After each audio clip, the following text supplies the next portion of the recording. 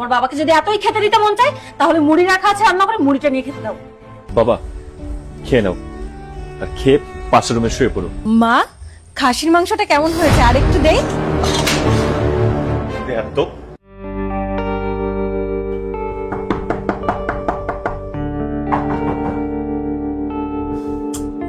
এত রাতে আবার দরজা করতেছে কি? এই ওঠো না, ঘুমে ডিস্টার্ব হচ্ছে, যাও না। বললাম তো আমার বিরক্ত লাগতেছে, গিয়ে দরজাটা খুলে দেখো না কি আসছে।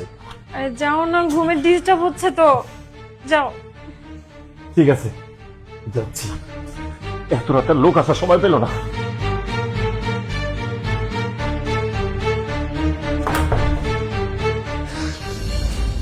বাবা তুমি এত রাতে আমাকে ফোন দিলে না কেন? বাবা শুনছি শহরে বলে কলকাতার থেকে একজন ভালো ডাক্তার এসে হার্টের, তাই দেখাইতে এসেছি, শরীরটা বেশি ভালো না। বাবা তোমার মুখটা একদম শুকিয়ে গেছে, তুমি কি কিছু খাইছো? না বাবা, এখনো কিছু খাওয়া হয়নি। বাবা তুমি এখানে বসো, আমি তোমার জন্য খাবারের ব্যবস্থা করতেছি। বসো। এই উঠো, বাবা আসছে। আরে বাবা আসছে। বাবা আসছে মানে? এই তোমার বাবার কি কোনো কাণ্ড জ্ঞান নেই? এখন কয়টা বাজে? এখন রাত দুপুর হয়ে গেছে আর এখন তোমার বাবা এসেছে? আরে উনি মুরব্বী মানুষ, এত রাতে যেহেতু আসছে একটু খাবারের ব্যবস্থা করো। আমি পারবো না, তুমি জানো না যে খাবার ছিল সব খাবার রাতে শেষ হয়ে গেছে। এখন কি আমি তোমার বাবার জন্য রান্না করতে যাব? একটু কষ্ট করে রান্না করো না, সমস্যা কি? আমার দ্বারাই সম্ভব না। তোমার বাবাকে যদি এতই খেতে দিতে মন চায় তাহলে মুড়ি রাখা আছে, রান্না করে মুড়িটা নিয়ে খেতে দাও। যত সব, আসার টাইম পায় না।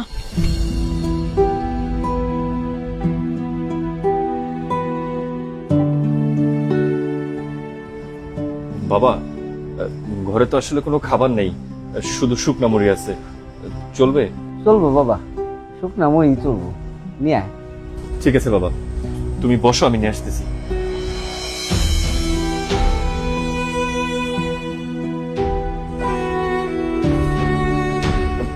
বাবা খেয়ে নাও, আর খেয়ে পাশের রুমে শুয়ে পড়ো। আচ্ছা আমি ঘুমিয়ে পড়লাম। আচ্ছা বাবা।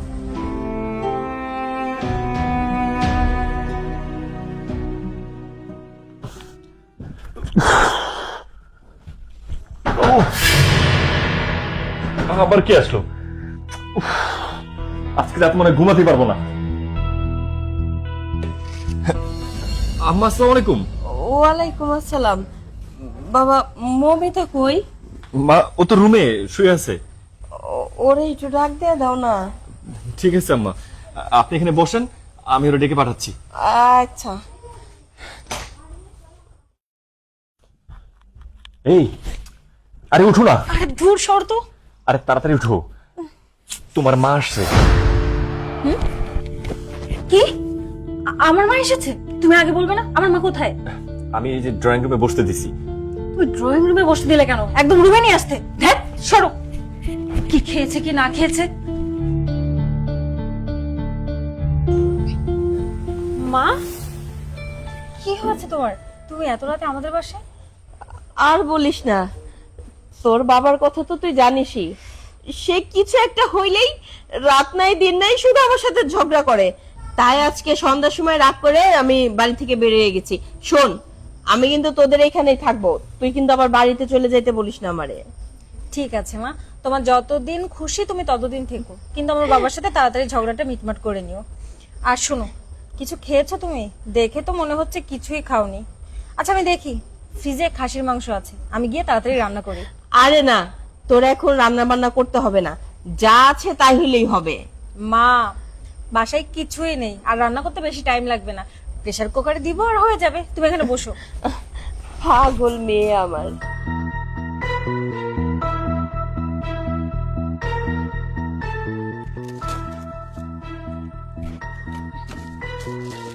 খাসির মাংসটা কই গেল?